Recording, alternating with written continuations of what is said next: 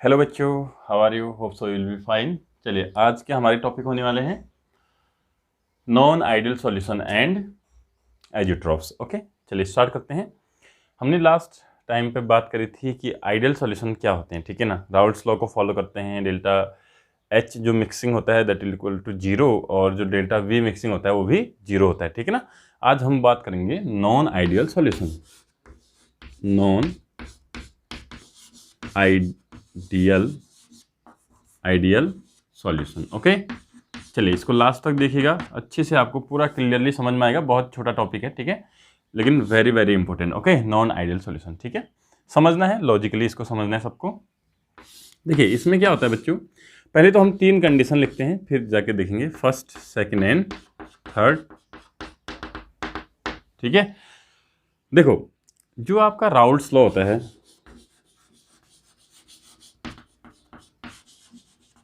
लो, ठीक है, Raoult's law आपको मालूम है बच्चों, ठीक है। तो राउल्ट्स लॉ एक लॉन्ग रेंज ऑर्डर जो कंसंट्रेशन पे होता है उसको ये फॉलो नहीं करता, यानी कंसंट्रेशन कम या ज़्यादा अगर हो जाता है तो आपका जो ऐसे सॉल्यूशन होते हैं नॉन आइडियल, वो जो है राउल्ट लॉ को फॉलो करना बंद कर देते हैं, पहली कंडीशन। दूसरा, जो डेल्टा एक्स ऑफ मिक्सिंग होता है बच्चों, ठीक है, वो यहाँ पर जीरो नहीं होता है, उसकी कुछ वैल्यूज आती हैं, चेंज हो जाता है। और जो डेल्टा मिक्सिंग वी, आप ऐसा भी लिख सकते हैं, कोई दिक्कत नहीं है, वॉल्यूम वो भी आपका यहाँ जीरो नहीं होता है, ठीक है ना। तो ये तीन कंडीशन होती हैं अगर कोई बाइनरी सॉल्यूशन हमारे पास है, ठीक है, ए प्लस बी वाला कोई सॉल्यूशन है, बेसिकली लिक्विड लिक्विड सॉल्यूशन की हम बात करेंगे। तो अगर ये तीन कंडीशन लॉन्ग रेंज ऑर्डर में जो कंसंट्रेशन है वो राउल्ट लॉ को फॉलो नहीं कर रहा है, एक तो, दूसरा बच्चों delta x mixing equal to zero उसमें है, और तीसरा डेल्टा बी जो मिक्सिंग है वो इक्वल टू जीरो नहीं है, मतलब जीरो नहीं होना चाहिए, ठीक है ना, कुछ वैल्यूज आएंगी इनकी, ठीक है, equal to not zero, equal to not zero. अगर ऐसी कंडीशन है तो समझ लेना वो आइडियल सॉल्यूशन आपका नहीं है, बल्कि वो आपका कैसा है, नॉन आइडियल सॉल्यूशन। और आपको जितने भी सॉल्यूशन देखेंगे बच्चों उसमें 90-95% आपको नॉन आइडियल सॉल्यूशन ही होते हैं, जो बाइनरी सॉल्यूशन होते हैं, ठीक है। अब इसको समझते हैं।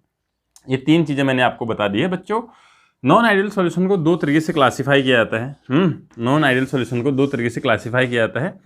जैसे सपोज दैट हमारे पास अगर ए और बी है, तो आपको मालूम है कि हमारे पास सपोज ये आपका सॉल्वेंट का कर्व है बच्चों, ये सॉल्यूट का कर्व है, तो हम इस तरीके से हम राउल्ट लॉ को दिखा रहे थे ना, इस तरीके से ग्राफ बन रहा था। तो कुछ जैसे ये वेपर प्रेशर है बी, ये क्या है बच्चों, ये वेपर प्रेशर है, सॉल्यूशन का क्या है, ये वेपर प्रेशर है, पूरे सॉल्यूशन का जो है वेपर से कितना प्रेशर लग रहा होगा, ये पी टोटल है। पी टोटल इक्वल टू क्या होता है, P A plus P B, यानी partial vapour pressure of A and B, ठीक। अब हमारे पास क्या होता है कि जो नॉन आइडियल सॉल्यूशन होते हैं उसमें हम सोचते हैं कि हमारे पास राउल्ट्स के अकॉर्डिंग इतना आना चाहिए, लेकिन उससे डेविएट कर जाती हैं चीज़ें। कभी कभी क्या आता है कि उससे ज़्यादा प्रेशर आता है बच्चों, उसको पॉजिटिव डेविएशन बोलते हैं। क्या बोलते हैं, positive deviation from Raoult law बोलते हैं। और कभी कभी क्या आता है, जो प्रेशर आता है बच्चों दो चीज़ों को मिक्स करने पे राउल्ट से कम आता है, तो उसको हम क्या बोलते हैं, negative deviation. Okay, negative deviation, दो चीज़ें होती हैं, एक पॉजिटिव डेविएशन और एक नेगेटिव डेविएशन। पहले मैं आपके लिए डायग्राम बना दूं, फिर हम समझते हैं कि ऐसा क्यों होता है, ठीक है। पॉजिटिव डेविएशन का मतलब वही राउल्ट लॉ को लीजिए आप, ठीक है, ऐसे ये सॉल्वेंट का मान के चलो और ये सॉल्यूट का है बच्चों, अगर तो इस तरीके से आना चाहिए था अकॉर्डिंग टू राउल्ट, ये आना चाहिए था, लेकिन होता नहीं है बच्चों ऐसा, ठीक है। होता क्या है बताइए, होता कुछ यूँ है कि पॉजिटिव डेविएशन है तो ज़्यादा आएगा, ठीक है ना, थोड़ा सा उसका बढ़ के आता है, ठीक है। पार्शियल वेपर प्रेशर क्या होता है, बढ़ के आता है। देखो क्यों होता है ऐसा, समझेंगे अभी, ये भी और ये भी हम बढ़ते हुए दिखाएंगे ऐसे करके। आप लिख सकते हैं जाए ए इक्वल टू यहाँ पर 1 होगा, यहाँ जाए ए कितना हो जाएगा, फिर 0 हो जाएगा। वैसे यहाँ जाए 2 कितना होगा, यहाँ 0 होगा, और यहाँ जाए बी की बात अगर हम करें, जाए बी यहाँ पर आपका हो जाएगा 1, ये पी टोटल होगा बच्चों इस तरीके से, ठीक है। ये सारी चीज़ें वही राउल्ट्स लॉ के अकॉर्डिंग ही हैं। नेगेटिव में क्या हो जाएगा बताना ज़रा, नेगेटिव वाले में अगर हम देखें तो सेम ग्राफ बनाते हैं पहले हम इस तरीके से। ये आना चाहिए था राउल्ट्स के अकॉर्डिंग, ये आना चाहिए था बच्चों, लेकिन इसका ग्राफ आता है नेगेटिव में इस तरीके से थोड़ा सा। अब ऐसा क्यों होता है वो धीरे से हम सारी चीज़ें धीरे धीरे सारी चीज़ें सीखेंगे आज, ठीक है। तो ये है आपका नेगेटिव डेविएशन और ये है पॉजिटिव डेविएशन। देखो बच्चों किस टर्म में हम पॉजिटिव और नेगेटिव बोल रहे हैं बताइए ज़रा, यही चीज़ें जो बेसिक होती हैं ये सीखनी होती हैं हमने। पॉजिटिव का मतलब ये वेपर प्रेशर टोटल आना चाहिए था, लेकिन उससे ज़्यादा वेपर प्रेशर लग रहा है। हम सोच रहे थे कि इतना वेपर प्रेशर लगता है, लेकिन उससे ज़्यादा वेपर प्रेशर लग रहा है, ठीक है। इसमें हम सोच रहे थे कि इतना वेपर प्रेशर लगेगा, लेकिन वेपर प्रेशर रियल में लग कम रहा है ना। तो ये दो तरीके से होता है। अब समझना बच्चों, ठीक है, इसको ध्यान समझिएगा। मैंने यहाँ पर दोनों केस में अगर हम बात करते हैं तो सॉल्वेंट ए टाइप का होगा बच्चों, और इसमें जो सॉल्यूट होगा दूसरा वो क्या होगा, बी और बी टाइप का होगा। फोर्स ऑफ अट्रैक्शन यहाँ बी होगा, यहाँ ए फोर्स ऑफ अट्रैक्शन होगा बच्चों। जैसे ही हम दोनों को मिक्स करेंगे बच्चों, ठीक है, जैसे हम दोनों को क्या करेंगे, मिक्स करेंगे। अब समझिए इस चीज़ को। अब नया एक फोर्स ऑफ अट्रैक्शन काम करना शुरू कर देगा ए और बी। अब नया फोर्स ऑफ अट्रैक्शन मिक्स करने के बाद ए और बी के बीच नया फोर्स ऑफ अट्रैक्शन काम करेगा। अगर वो इन दोनों के बराबर है फोर्स ऑफ अट्रैक्शन, तब तो वो राउल्ट्स लॉ है। लेकिन हम तो नॉन आइडियल की बात कर रहे हैं, ऐसा इसमें होगा नहीं। इसमें क्या होता है देखिए बच्चों, वेपर प्रेशर क्या लग रहा है, ज्यादा। वेपर प्रेशर ज्यादा लगने का मतलब होता है कि जो फोर्स ऑफ अट्रैक्शन था बिटवीन ए पार्टिकल और बी एंड बी पार्टिकल, ठीक है, that will be greater than A B force of attraction between A and B particle. देखो इसका क्या मतलब है बच्चों, पहले हमने देखा अगर हम इसके इक्वल होता तो ये राउल्ट्स का बनता। अगर जो ए बी का अट्रैक्शन है बच्चों वो ए और बी के अट्रैक्शन के इक्वल ही होता तो सिंपली राउल्ट लॉ को ही फॉलो करता, ही हमने पहले वीडियो में बताया है, ठीक है। अब यहाँ पर देखिए, यानी जो अभी नया फोर्स ऑफ अट्रैक्शन है बच्चों वो कम है। जब हम दोनों चीजों को मिक्स कर रहे हैं, एक मॉलिक्यूल दूसरे मॉलिक्यूल को, जो ए का मॉलिक्यूल है वो बी के मॉलिक्यूल को क्या कर रहा है, अट्रैक्ट आसानी से नहीं कर रहा है। जो पहले ए का मॉलिक्यूल था वो ज्यादा अट्रैक्ट कर रहा था, अब ए और बी आपस में अट्रैक्ट कम कर रहे हैं। अट्रैक्ट अगर कम करेंगे तो आप बताइए ना बच्चों, अट्रैक्ट कम करने का मतलब क्या होता है कि आसानी से उड़ेंगे। ए और बी अट्रैक्ट आपस में कम हो रहे हैं, एक दूसरे को अट्रैक्ट कम कर रहे हैं, इसका मतलब वो इवेपोरेट जल्दी करेंगे। अगर इवेपोरेट जल्दी करेंगे तो फाइनली जो वेपर प्रेशर जितना हम सोच रहे थे उससे क्या लगेगा बच्चों, ज्यादा वेपर प्रेशर लगेगा।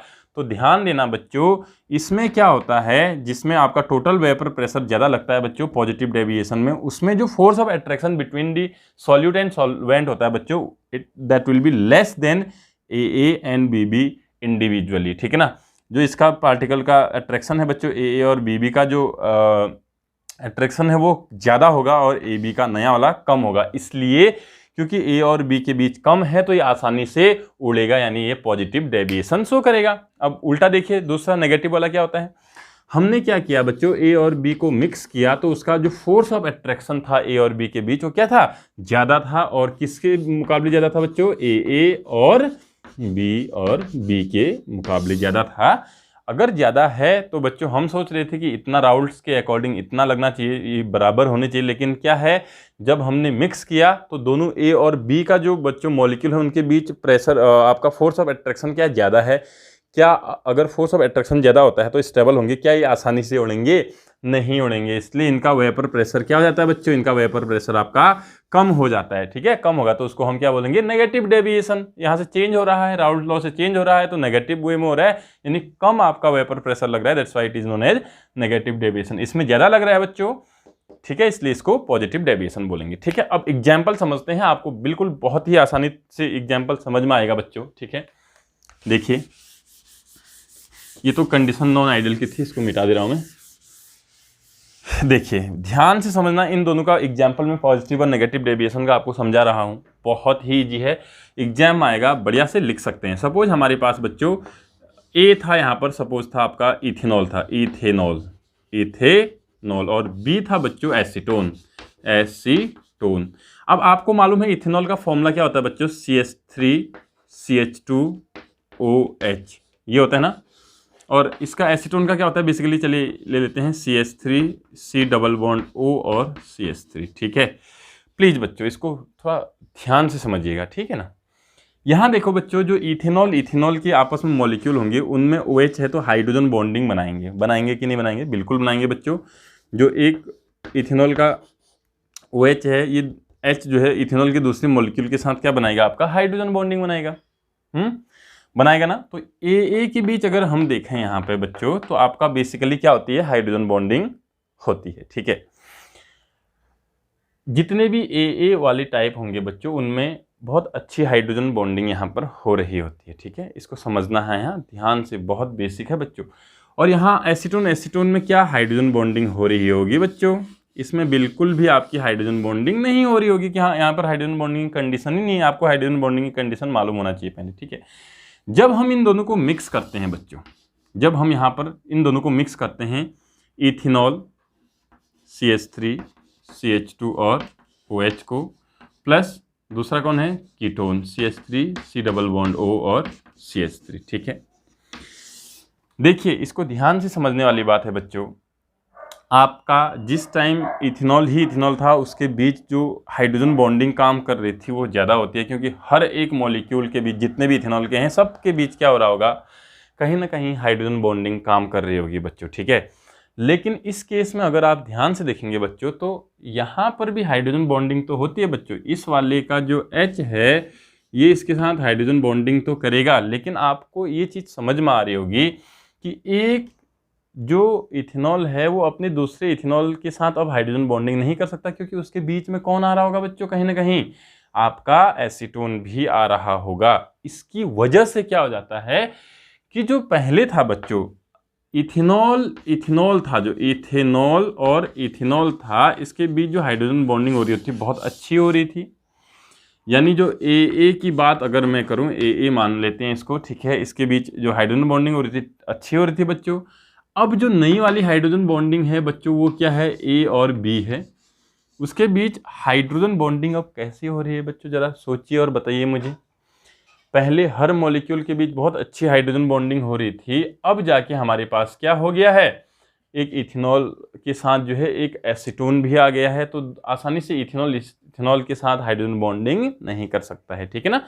तो कहीं ना कहीं बच्चों ये वाला जो फोर्स ऑफ अट्रैक्शन है A और B वाला वो क्या हो गया, थोड़ा सा कम हो जाता है बच्चों। अगर कम होगा इसका मतलब हाइड्रोजन बॉन्डिंग जो इथेनॉल में थी वो अच्छी थी बच्चों, सेम मॉलिक्यूल भी है तो ज़्यादा है।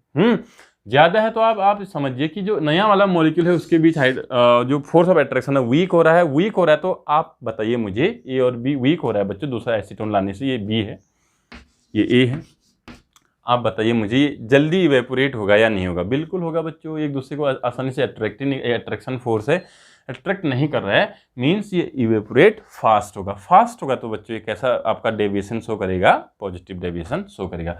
सो एग्जाम्पल क्या है पॉजिटिव डेविएशन का, binary solution of ethanol and acetone, ठीक है। अब इसका समझते हैं, इसका और अच्छे से आपको समझ में आएगा, देखना।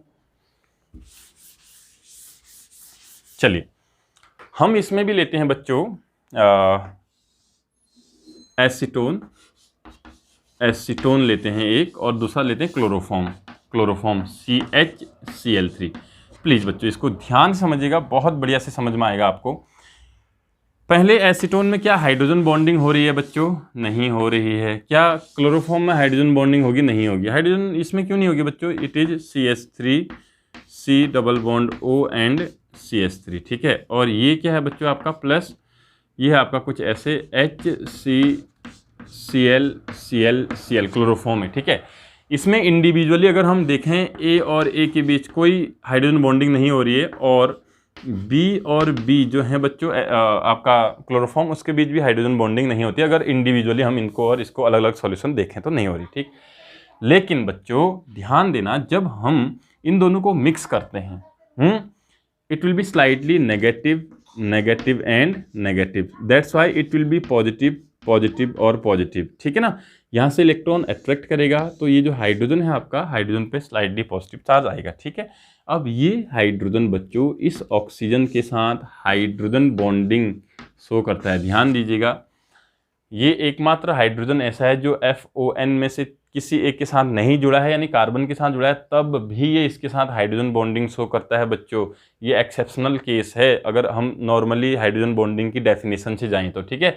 तो ये आपका क्या है बच्चों, ये हाइड्रोजन बॉन्डिंग है, ठीक है। हाइड्रोजन बॉन्डिंग होती है क्योंकि इसमें जो पॉजिटिव चार्ज आता है वो बहुत ज़्यादा आ जाता है इन 3 नेगेटिव की वजह से, ठीक है, इलेक्ट्रोनेगेटिव एटम की वजह से।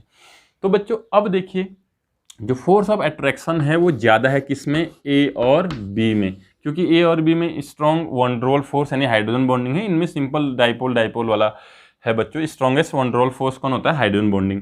तो A और B के बीच हाइड्रोजन बॉन्डिंग है और इनमें नहीं है, इसका मतलब बच्चों A और B एक दूसरे को अट्रैक्ट कर रहे होंगे, आसानी से इवेपोरेट नहीं होंगे, तो तो नेगेटिव डेविएशन जो इवेपोरेट नहीं होंगे तो पार्शियल प्रेशर क्या लगेगा बच्चों, कम लगेगा। कम लगेगा, जैसे इवेपोरेट जितना ज़्यादा होते हैं उतना वेपर प्रेशर ज़्यादा लगता है। इवेपोरेट ही नहीं होंगे क्योंकि एक दूसरे को तो अट्रैक्ट कर रहे हैं, इवेपोरेट नहीं होंगे तो पार्शियल प्रेशर भी आपका क्या लगेगा बच्चों, कम लगेगा। ठीक है, तो उसको नेगेटिव डेविएशन बोलते हैं। तो यहाँ पर से आपको ये तो समझ में आ गया कि पॉजिटिव डेविएशन कैसे हो रहा है, नेगेटिव डेविएशन कैसे हो रहा है। अच्छा बच्चों, दो चीज़ें और समझाता हूँ मैं आपको। एक था डेल्टा मिक्सिंग ऑफ एच और एक था डेल्टा मिक्सिंग ऑफ वी। ये भी थोड़ा सा समझ लीजिए, ये कुछ जीरो नहीं होता है, इसकी कुछ वैल्यू आती हैं, ऐसा क्या है। ठीक है, देखो बच्चों, अगर हम दो चीज़ों को अट्रैक्ट कर रहे हैं, सॉरी डिजॉल्व कर रहे हैं, जैसे इसको और इसको, ठीक है, एक से समझते हैं, एक ही से समझ में आ जाएगा। इन दोनों को डिजॉल्व कर रहे हैं, अगर बच्चों जब हम इन दोनों को डिजॉल्व करते हैं तो कोई फोर्स ऑफ अट्रैक्शन पहले के बराबर ही होता है, ये इक्वल टू ये होता है। ठीक है, ए इक्वल टू ए बी होता, तब तो वहाँ पर कोई मिक्स एनर्जी निकलती ही नहीं। जो मिक्स करने पे कोई एंथैल्पी निकलती ही नहीं, एनर्जी लॉस या गेन कुछ होता नहीं। लेकिन रियल में हो क्या रहा है, एक दूसरे को अट्रैक्ट कर रहे हैं। अट्रैक्ट अगर करेंगे बच्चों तो एनर्जी क्या होती है उनकी, कम होती है, स्टेबल ज़्यादा होते हैं, तो यहाँ पर कुछ ना कुछ एनर्जी निकल रही होगी। क्या जीरो होगी? जीरो नहीं होगी। ठीक है, दूसरी बात, एक दूसरे को अट्रैक्ट कर रहे हैं तो मॉलिक्यूल नज़दीक नज़दीक भी आएंगे, वॉल्यूम भी आपका डिक्रीज करेगा, वॉल्यूम भी आपका जीरो चेंज, अगर वॉल्यूम चेंज देखें तो वो भी जीरो नहीं होगा, वो सॉरी वो भी, हाँ जीरो नहीं होगा, वो भी कुछ अमाउंट में चेंज हो रहा होगा। जैसे 1 लीटर है तो आपका 0.9 लीटर हो रहा होगा, थोड़ा कम हो जा रहा होगा वॉल्यूम। ठीक है ना, so that is the all about your what non ideal solution. ठीक है, नॉन आइडियल सॉल्यूशन ये आपका हो गया है। ठीक है बच्चों, इसको अच्छे से याद कर लेना, जो एग्जाम्पल मैंने आपको दिए हैं, these are the very very important examples. ठीक है, for board examination, basically examination. चलिए बच्चों आगे बढ़ते हैं, एजियोट्रॉफ्स की बात करते हैं बच्चों। एजियोट्रॉफ्स, ठीक है, ट्रॉप्स, ओके। तो देखिए बच्चों, एजियोट्रॉफ्स क्या होते हैं, इसको अच्छे से हम सीखते हैं। एजियोट्रॉफ्स, ठीक है, एजियोट्रॉफ्स देखो बच्चों, हमने क्या लिया, बाइनरी, बेसिकली बाइनरी सॉल्यूशन के लिए ही यूज होते हैं, इसको भी ध्यान देना। ए प्लस बी आपको समझ में आ गया होगा, बहुत बार हमने कह लिया है, ये सॉल्वेंट ये सॉल्यूट आप मान सकते हैं। बेसिकली बाइनरी सॉल्यूशन, कौन सा सॉल्यूशन बच्चों, बाइनरी सॉल्यूशन। ठीक है, बाइनरी सॉल्यूशन मतलब जिसमें बच्चों बेसिकली दो आपके क्या होंगे, कंपोनेंट होंगे, एक सॉल्वेंट और एक सॉल्यूट, और लिक्विड की हम बात कर रहे थे तो लिक्विड ही होंगे दोनों। ठीक है, तो देखिए बच्चों, हमने क्या देखा, कुछ बाइनरी सॉल्यूशन ऐसे थे जिनका जो कंपोजिशन था बच्चों, है ना, सॉल्यूशन का मतलब तो आपको थ्रू आउट सेम कंपोजिशन होता है, आपको मालूम ही है। अगर हम यहाँ देखें तो हर जगह जो यूनिट डिस्ट्रीब्यूटेड रहता है बच्चों, थ्रू आउट कंपोजिशन क्या रहता है, सेम रहता है, बिल्कुल बराबर रहता है ना। तो देखा गया कि those solution are known as, those binary solution are known as azeotropic solution which have same ratio of the components in their liquid as well as their vapour phase. बच्चों जो कंपोजिशन होता है ए और बी का, जैसा भी liquid में है वही कंपोजिशन कहाँ होता है बच्चों, उसका वेपर फेज में भी होता है। रेशियो समझ रहे हैं ना बच्चों, जो थ्रू आउट दी सॉल्यूशन जो आपका क्या होगा, यूनिफॉर्म डिस्ट्रीब्यूशन होगा बच्चों लिक्विड फॉर्म में यानी सॉल्यूशन फॉर्म में, वही डिस्ट्रीब्यूशन कहाँ होने वाला है, वेपर फेज में होने वाला है।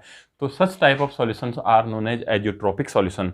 इनका जो बच्चों अगर हम बात करें बॉइलिंग पॉइंट की, बॉइलिंग पॉइंट क्या होता है इनका, एक ही होता है, सेम होता है बच्चों। सेम का मतलब अभी समझते हैं। देखिए हमने सपोज दैट बच्चों इसमें मिक्स कर रखा है अल्कोहल प्लस वाटर, ठीक है, अल्कोहल और वाटर मिक्स कर रखा है।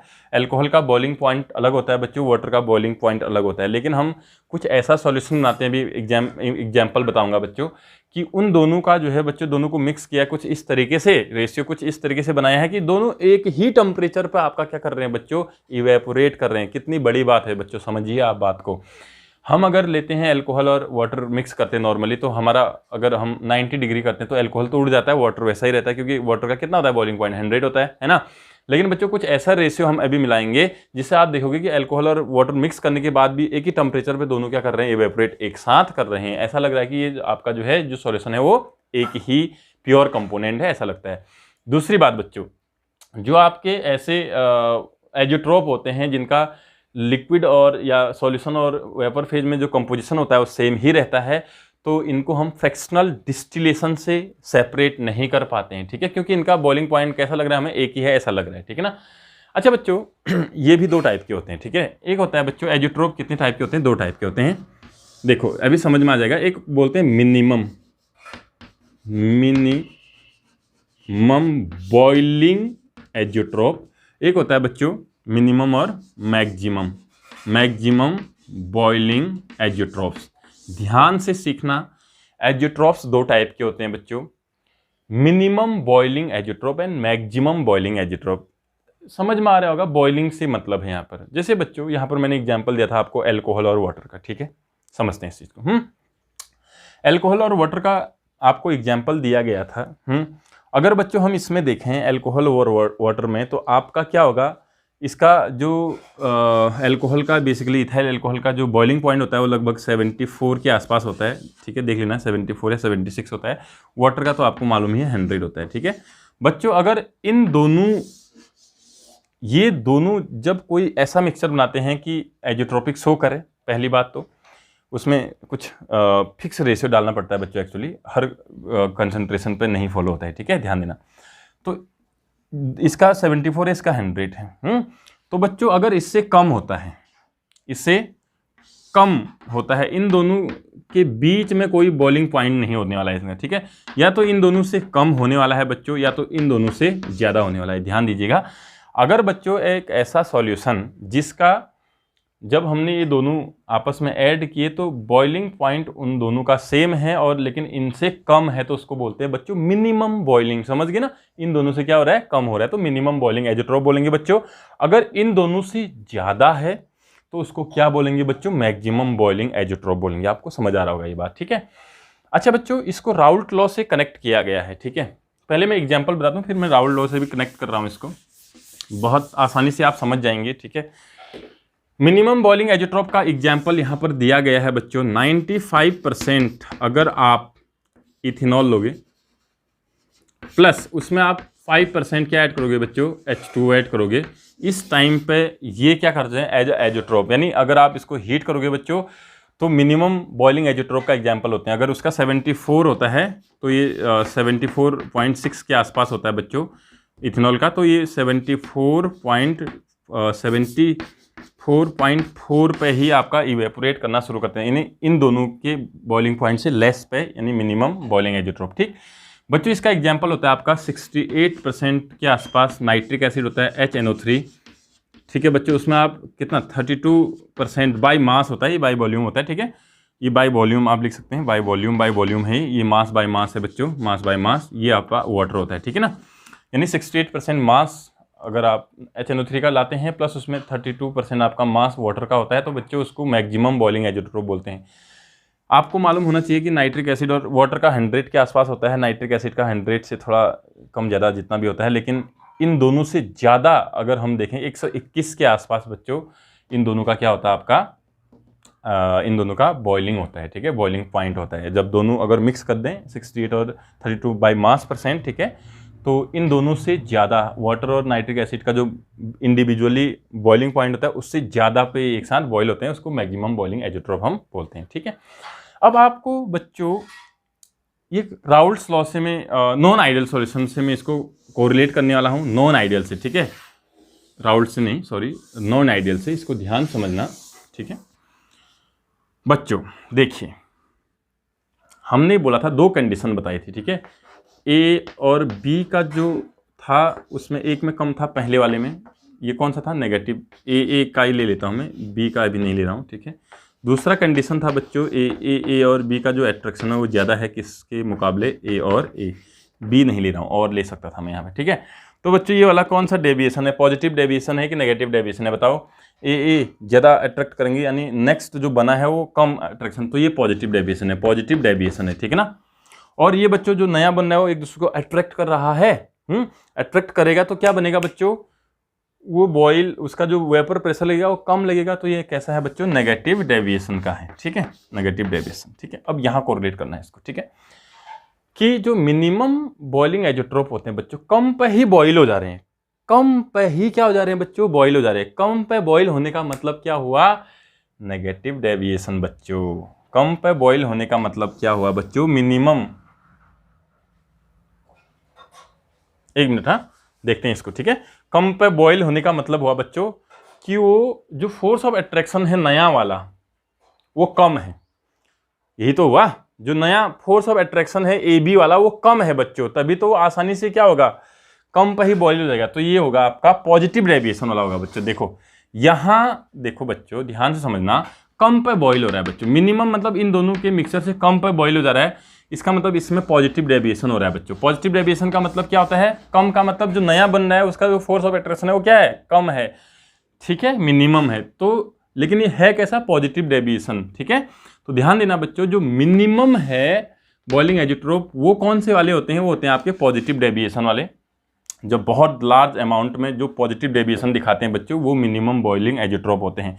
और दूसरी बात देखो, मैक्सिमम मतलब फोर्स ऑफ अट्रैक्शन ज़्यादा लगने वाला है बच्चों, मॉलिक्यूल के बीच फोर्स ऑफ अट्रैक्शन ज़्यादा लगने वाला है, तभी तो ज़्यादा बॉइलिंग पॉइंट हो रहा है। और वो किस में होता है बच्चों, वो होता है नेगेटिव डेविएशन में। किस में होता है बच्चों, नेगेटिव डेविएशन। नेगेटिव डेविएशन क्या होता है, जिसमें आपका ए और बी का जो मॉलिक्यूलर फोर्स होता है बच्चों ज़्यादा हो जाता है, ठीक है।